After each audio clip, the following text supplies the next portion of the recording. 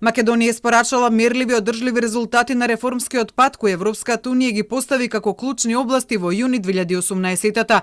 Вака Европската комисија го започнува извештајот за напредокот на земјава во кој сепак се нагласува дека за понатамошна одржливост на постигнатото потребна е ангажираност и од властите и од опозицијата. При тоа собранието е пофалено дека се повеќе игра својата вистинска улога, иако му се забележува на преголемо користење на процедурата по скратена постапка.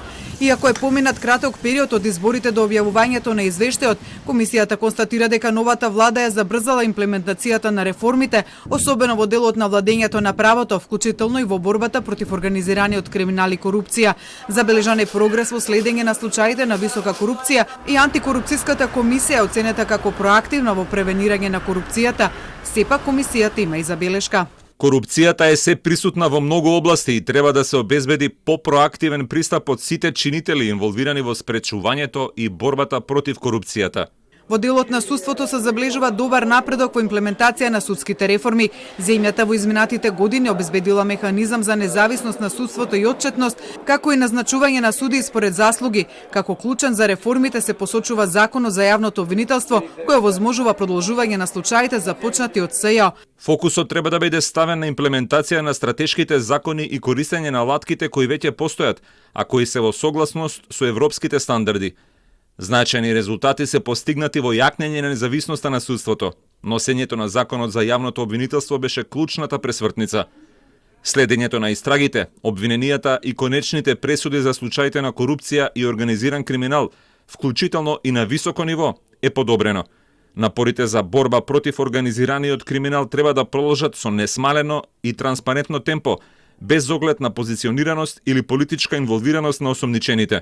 Кај јавната администрација е нотиран напредок во делот на транспарентност и отвореноста на податоците за трошење на владата, но за не останува клучно да го почитува принципот на транспарентност, унапредување по заслуги и правична застапеност. За земјава во новиот извештај на Европската комисија се констатира дека заштитата на фундаменталните права се најмногу во линија со европските стандарди, но по укинувањето на Законот за недискриминација од Уставниот суд на земјата и недостига сеопфатна законска рамка за заштита од дискриминација и еднаквост, што посочува комисијата, треба да биде надминато од новите законодавци. Треба да биде зајакнато имплементирањето на законите против говорот на омраза. За работата на полицијата се забележува дека недостига ефикасно справување со феноменот на неказнивост на полицијата, а за реформите на разузнавачките служби дека се во согласно со дадените препораки за тоа.